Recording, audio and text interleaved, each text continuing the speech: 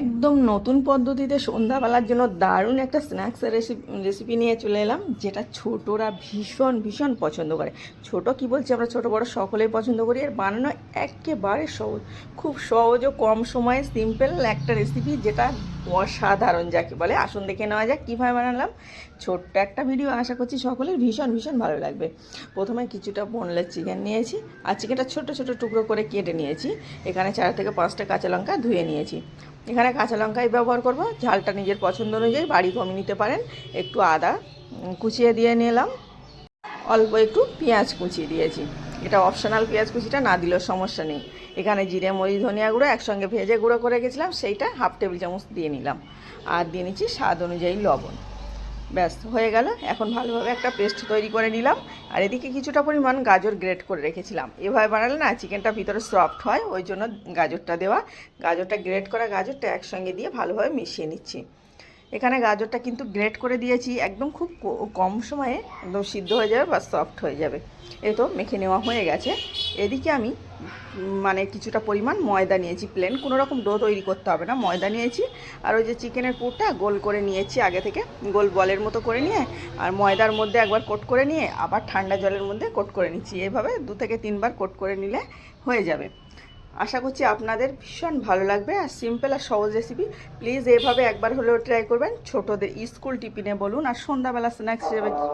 অনেক সময় হয় কি, বাড়িতে কিন্তু অতিথি আসে, সন্ধ্যাবেলা স্ন্যাক্স হিসেবে এমন একটা রেসিপি তৈরি করে নিতে পারেন, যেটা যাকেই খাওয়াবেন সে কিন্তু ভীষণ প্রশংসা করবে। আর কোনো রকম ডো বানাতে হবে না, দেখেই তো বুঝতে পারছেন। সিম্পল আর সহজভাবে, কোনো রকম ডো ছাড়া। এটা আটা বা ময়দা যে কোনো কিছুর মধ্যে প্রথমে কোট করে নিতে হবে, তারপর ঠান্ডা জলের মধ্যে নিতে হবে। প্রথমে কিন্তু ওই চিকেনটা বল তৈরি করে নিতে হবে, তারপরে এইভাবে কোট করে নিলেই কিন্তু রেডি হয়ে যাবে। আর ছোটরা খেয়ে এত বেশি প্রশংসা করছিল, না বানিয়ে খেলে বুঝতেই পারবে না। তো আমার সবগুলো কিন্তু বানানো হয়ে গেছে। এদিকে যতটা তৈরি করব তৈরি করে দিয়েছি, কড়াইয়ের মধ্যে দিয়ে নিলাম। যতটা লাগবে, কোনো রকম স্ট্যান্ড লাগবে না। দিয়ে কিছুটা পরিমাণ এখন সাদা তেল দিলাম, যেন না কড়ার নিচের দিকে লেগে যায়। তেলটা আগেও দিয়ে নিতে পারেন।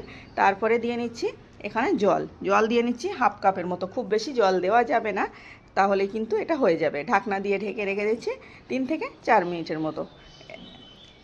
এটা উল্টাতে হবে না, দেখছিলাম উল্টে দিতে হবে, কি দেখছি উপর থেকে সিদ্ধ হয়ে গেছে।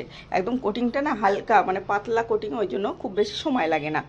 2 মিনিটের মধ্যে আমার মনে হয় সিদ্ধটা হয়ে গেছিলো। তো আমি 2 থেকে 3 মিনিটের মতো রেখেছিলাম, সিদ্ধ হয়ে গেছে। এখন কড়াইটা সরিয়ে দিচ্ছি, বাকি একটা কড়াই বসিয়ে নিচ্ছি, এটা খাবারটা আর একটু টেস্টি করার জন্য। এখানে 2 কাপ পরিমাণ জল নিয়েছি।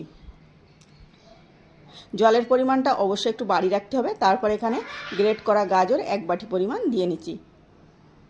আর দিয়ে নিচ্ছি টমেটো কুচি, অল্প একটু দিলাম। এটা কালারফুল ফুল করার জন্য, দেখতে ভালো লাগবে, খেতে ভালো লাগবে। যে কোনো জিনিস দেখতে ভালো হলে না, খেতে স্বাদটা বেশি যেন মনে হয় ভালো লাগছে। কাঁচা লঙ্কা আর দিয়েছি আদা গ্রেট করে, আদা রসুন গ্রেট করে দিয়েছি। আর ওই যে চিকেনের যে ব্যাটারটা তৈরি করে গেছিলাম, ডোটা, ওই চিকেনের ডো 1 মুঠো পরিমাণ দিয়ে নিলাম। এদিকে কিন্তু আমার এই যে ডোগুলো যেগুলো ভাপাতে দিয়েছিলাম রেডি হয়ে গেছে, সিদ্ধ হয়ে গেছে। সবগুলো ছাড়িয়ে রেখে দিচ্ছি সাইডে। এটা যেহেতু তেল দিয়েছিলাম, ছাড়াতে কোনো রকম অসুবিধা হবে না, জাস্ট একটু হালকা হাতে নাড়াচাড়া দিলেই কিন্তু ছাড়ানো হয়ে যাবে। এদিকে টকবক করে ফুটা ওঠার জন্য গ্যাসটা জোরে দিলাম, আর দিয়ে দিচ্ছি স্বাদ অনুযায়ী লবণ। লঙ্কার পরিমাণটা বাড়িয়ে নিতে পারেন। এখানে জিরে মরিচ ধনিয়া গুঁড়ো ভাজা দিয়েছি, গোলমরিচের গুঁড়ো দিয়েছি। জিরে মরিচটা না দিয়ে শুধু গোলমরিচ দিলেও হবে। এখন কর্নফ্লাওয়ার গুলানো জল দিয়েছি, 1 বাটি পরিমাণ, এতে 2 টেবিল চামচ কর্নফ্লাওয়ার গুলে রেখেছিলাম, সেটাও দিয়ে নিচ্ছি। দিয়ে ভালোভাবে মিশিয়ে টকবক করে ফুটে উঠেছে, গাজর টমেটোটা ভালোভাবে সিদ্ধ হয়ে গেছে। আর ঝালটা নুনটা নিজের পছন্দ অনুযায়ী চেক করে নেওয়ার পরে আমি যে সিদ্ধ করে রেখেছিলাম যে মোমোগুলো এখন দিয়ে নিচ্ছি। এই সুপি মোমোটা খেতে কিন্তু দারুণ লাগে, অসম্ভব মজার হয়েছে। প্লিজ পুরো ভিডিওটা দেখলেই বুঝতে পারবেন, শেষ পর্যন্ত দেখুন, তাহলেই বুঝতে পারবেন। এখন এভাবে নাড়াচাড়া করে নিচ্ছি 1-2 মিনিটের মতো, ঢাকনা দিয়ে ঢেকে রান্না করে নিলে হবে। এখানে চাইলে কিন্তু ধনেপাতা কুচি দিতে পারেন, আমি এটা ধনেপাতাই দিয়েছি। এটা অন্যরকম একটু, ধনেপাতাটা অল্প একটু দিলাম, এটা অল্পতেই সেন্ট হয়, ওই জন্য অল্প একটু কুচি দিয়ে নিলাম। দিয়ে এখন ঢাকনা দিয়ে ঢেকে রেখেছিলাম, ওই যে বললাম 1-2 মিনিটের মতো জাল করে নিয়েছি। আর একটু হালকা ঠান্ডা হলে এটা গরম গরমই পরিবেশন করতে হবে, গরম গরম খেতে অসাধারণ লাগে। প্লিজ আপনারাও সেমভাবে ট্রাই করবেন। আজকের রেসিপি কেমন হয়েছে বলতে বলবেন না, ভালো লাগলে লাইক সাবস্ক্রাইব করার অনুরোধ করছি। এতক্ষণ আমার সাথে থাকার জন্য সকলকে ধন্যবাদ জানাচ্ছি। সকলে ভালো থাকবেন, সুস্থ থাকবেন। আবারও দেখা হবে নতুন কোনো সহজ রেসিপিতে। আর এটা কিন্তু একদম নরম তুলতুলে সফট হয়েছিল। আপনারা বাড়িতে বানিয়ে আপনাদের রেসিপিটা কেমন হয়েছে জানাতে ভুলবেন না।